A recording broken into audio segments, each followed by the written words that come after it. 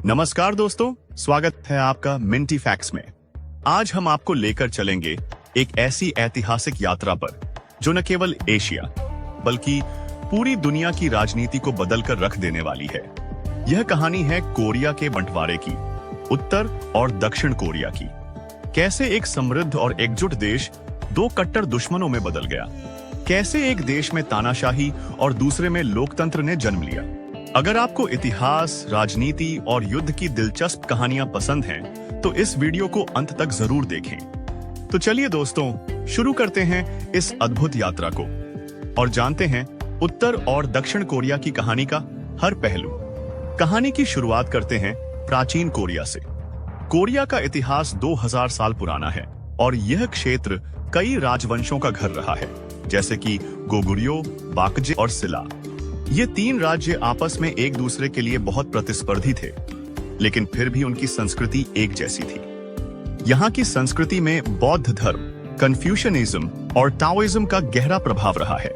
7वीं सदी में सिला साम्राज्य ने पूरे कोरिया को एकजुट किया और यह एक गौरवशाली दौर था, जिसे सिला का स्वर्ण युग कहा जाता है। क्या आप जानते हैं कि उस समय कोरिया की राजधानी ग्योंगजू को पूर्व का रोम कहा जाता था? यहाँ के मंदिर, किले और शाही मकबरे उस समय की उन्नत कला और वास्तुकला के प्रमाण हैं। अब चलते हैं 1910 की ओर, जब कोरिया ने एक बड़े संकट का सामना किया।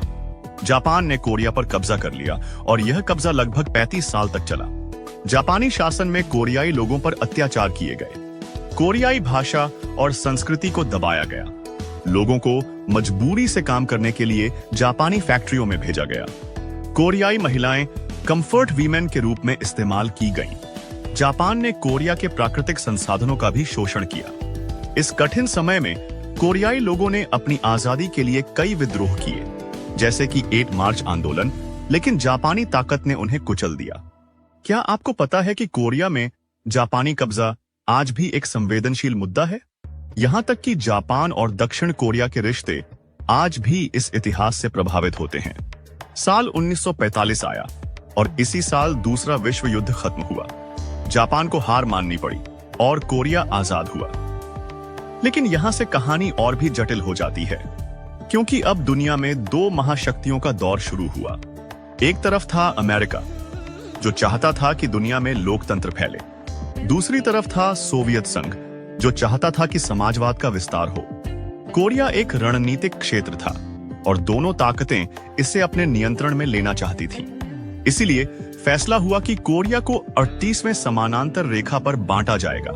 उत्तर में आया सोवियत संघ का प्रभाव, दक्षिण में आया अमेरिका का प्रभाव। यह बंटवारा अस्थायी था, लेकिन यह अस्थायी फैसला ही स्थायी समस्या बन गया।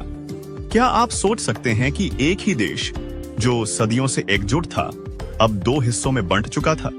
यह बंटवारा था विचारधारा का, संस्कृति का और लोगों के सपनों का। दोस्तों, बंटवारे के बाद दोनों हिस्सों में तनाव बढ़ने लगा।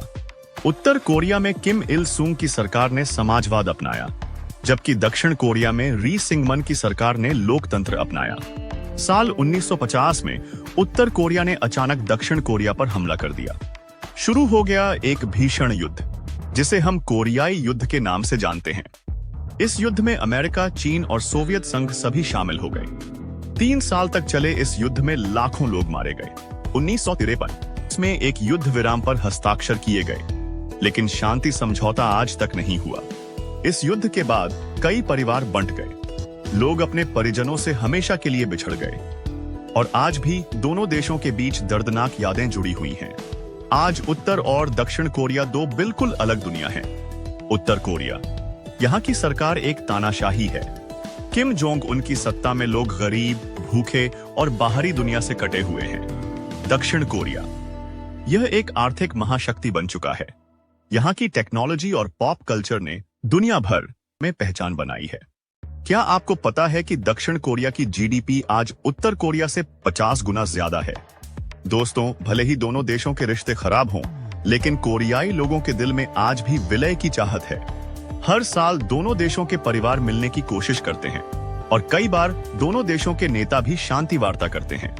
क्या कभी दोनों देश एक होंगे? यह सवाल आज भी दुनिया के सामने है। तो दोस्तों, ये थी कहानी उत्तर और दक्षिण कोरिया के गठन की। अगर आपको यह वीडियो पसंद आया हो तो इसे लाइक करें, शेयर करें और हमारे चैनल मिंटी फैक्ट्स को सब्सक्राइब करें। आपका एक लाइक हमें और भी बेहतरीन वीडियो बनाने के लिए प्रेरित करेगा। धन्यवाद और मिलते हैं अगले वीडियो में एक नई और दिलचस्प कहानी के साथ।